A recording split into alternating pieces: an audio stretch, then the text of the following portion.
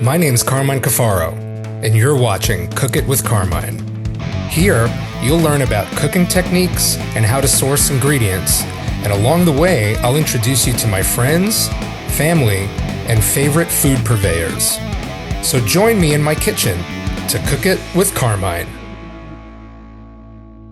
Today we're going to do a classic Italian-American dish, some spaghetti and meatballs, but what's going to make today extra special is that we're going to get lessons from a couple of old pros, my mother and my grandmother. We're also going to go over some pasta cooking techniques that will really elevate any pasta dish that you're cooking at home. So let's go downstairs to their apartment and get started.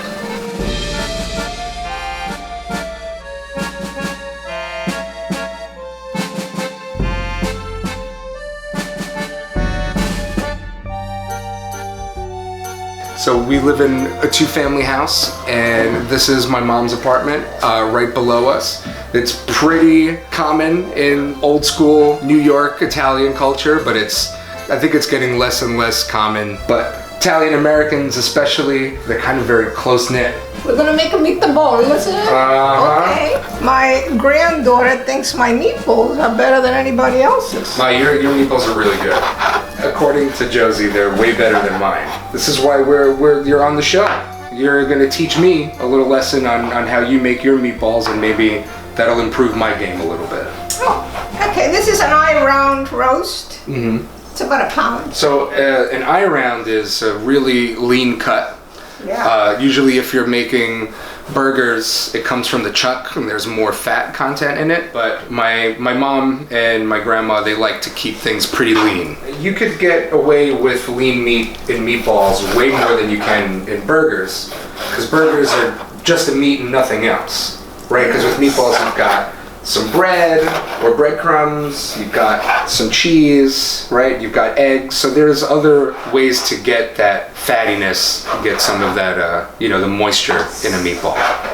I have to sit on the counter because I can't reach, It's too hot. No, but it's so funny because it reminds me of something that Josie would do to reach the counter. Clean it up, Oh, okay. So basically, you're eyeballing the ratio where it's 50% meat, 25% cheese, 25% breadcrumb. Exactly. And I'm gonna add just a little bit of garlic powder. Just a little sprinkle. We should put a little pepper in here. I think you should definitely put some salt in there. No salt. This is my mom and my grandma, not super seasoned. Just a little. Just add some. No, but the cheese is very salty. Okay. Just get pepper. That's a big example of how Mom and I do things differently. I would have added at least a tablespoon's worth of salt in there, if not more. That's why Josie doesn't like your meatballs. Oh, you think so? Yeah. Before I do the final product and cook it all, I'll do a little tester. Like I'll make like a tiny ball and I'll cook it real quick and taste it and see if it needs anything else. Do you ever do that? Never. You're just confident in what it's going to be. Yeah. All right. That's experience for you. I usually add 6 eggs, but sometimes I add more. 6, 7, 8 eggs. And this is, again, a pound of meat. It looks soft enough to me. It looks like the right texture. Maybe we should call Nonna Nina and see what she says. Yeah, let's call Grandma in. Che dici? Ci vuole una trovo? Yeah. Yeah. Yeah? She knows. Yeah. She knows immediately. I'll get in there.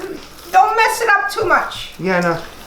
They don't like to be mixed too much. I'm just folding it in, but I'm not squishing or pressing. I'm not trying to make it dense. I'm just trying to get the mixture nice and even. For a pound or a little over a pound, I would put about 2 tablespoons worth of chopped parsley in there.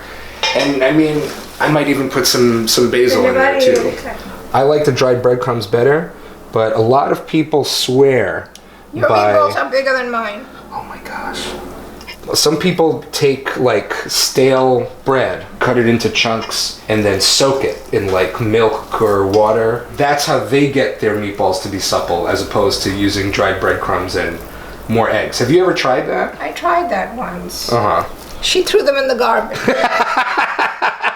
I put about 3 tablespoons of oil in here. It's a very shallow fry. Yeah. That's another thing that I do a little differently is I put about a 1/2 inch. I want the oil to go up to like halfway up. But again, Hey, Carmine, deep fries. your meatballs are better than mine, so. What happened? Probably better. As the meatballs are going, you're just going to take a little peek underneath.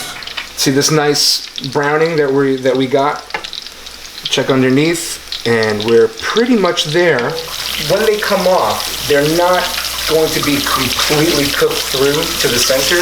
They'll finish cooking while they're simmering in the sauce. Be careful, huh? Yes. I did it. I don't want to have to take you to the hospital.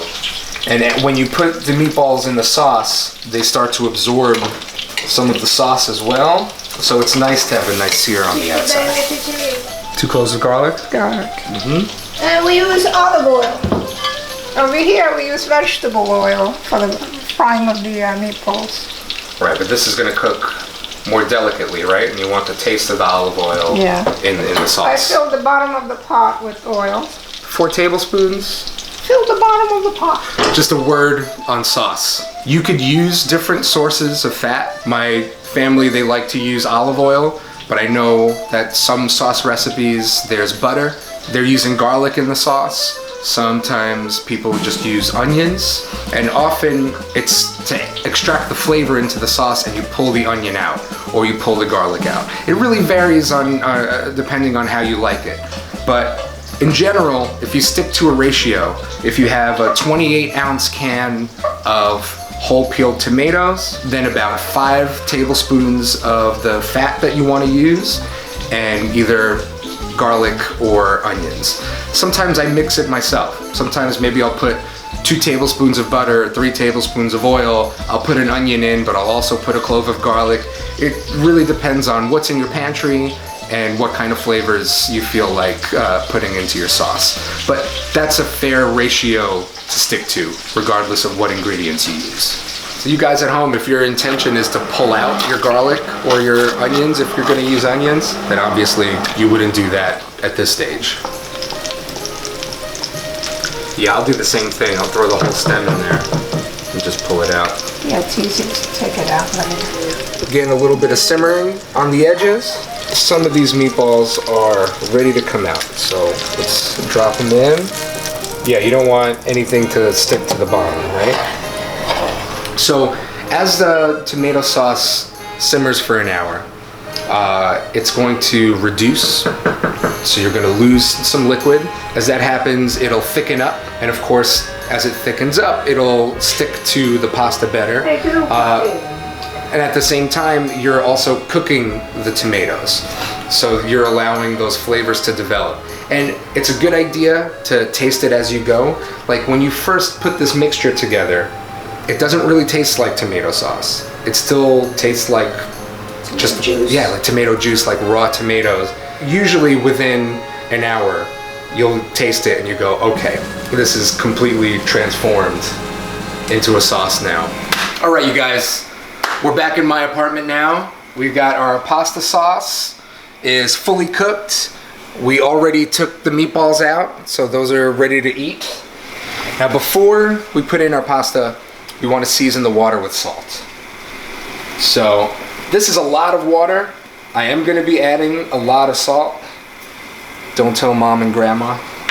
And what you want to do is get your pasta water to be as salty as seawater. This pasta is imported from Italy. If I could find pasta that's imported from Italy, I prefer it. The grain that they grow there is not as heavily processed as it is in the United States. It's a little easier to digest. I love the texture and the flavor. If you don't have a really large pot at home, I don't like to break my spaghetti. I like the long strands. Even if it's halfway sticking out, after a couple of seconds, the pasta will start to soften and you'll be able to get it all stirred into the water. So I wouldn't worry about that. This spaghetti is going to be cooked al dente after about 9 minutes, right? So what I'm gonna do is I'm gonna cook it for 8 minutes, transfer it over to the sauce. I'm going to reserve about a half a cup to a cup of pasta water. Usually I put a little more black pepper than this, but I know my audience today, so I'm taking it easy. Okay, so now we're gonna get this back on the heat, maybe like a medium-low, and I'm gonna take this pasta water, I'm not dumping the whole thing in there, and we're gonna add that to the sauce, mix the spaghetti in, and let it finish cooking in the sauce. And this is gonna take another minute or two of cooking before it gets to a perfect al dente. Now, what's that gonna do? You want every single strand of pasta to be coated in sauce, okay? Now, the water that the pasta is cooking in starts to become starchy, so the salt in the water plus the starchiness in the pasta water, now you've got this water that's a little more viscous and has some flavor. That's also going to help everything bind together. Here I've got some pecorino romano. I'm going to grate some cheese on the pasta while it's cooking in there, just enough to lightly coat the top. That's also going to help the sauce stick to the noodles. So if we didn't add the pasta water and we removed it a minute early and added it to the sauce, there might not be enough water in the sauce for the pasta to continue cooking, right? Because this isn't fresh pasta, this is dried pasta, and it needs to absorb that water to cook through. We're gonna transfer this to our serving bowl. We'll just finish this off with a little more grated cheese. Now, if you want to brighten up the flavor a bit, you could always chop up some parsley or some basil or maybe a little bit of both and just sprinkle some fresh herbs on top. But today we're not going to do that because that's not how the old ladies roll.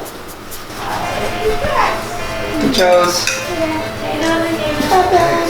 Daddy, can I have 2 meatballs? 2? Of course. Are you gonna turn it around? Yeah, like a nest? Yeah. I'm not that good at that. I'm always trying. Daddy, I'm really good at that though. Are you? You're gonna make it a little nest? No, you have to turn it. I know, but I made a Dina. mistake. I'm sorry. I'm sorry That's it. for That's being it. Perfect. human. The bigger one Is was like, Carmine's. He made the bigger ones. Can you even tell? Al dente, huh? Oh, here we go. I don't like al dente. It's not, it's a little bit al dente. What do you think? Is it too al dente or is it good? Well. I mean, it's a little rough. you're getting your balls busted, baby. You see what happens when you're the only guy? He talks about it all the time, Maria. Oh, An island of one. Little glimpse into my awesome family and the wonderful food that we all make together. And I hope you make the same kind of food and the same memories at home.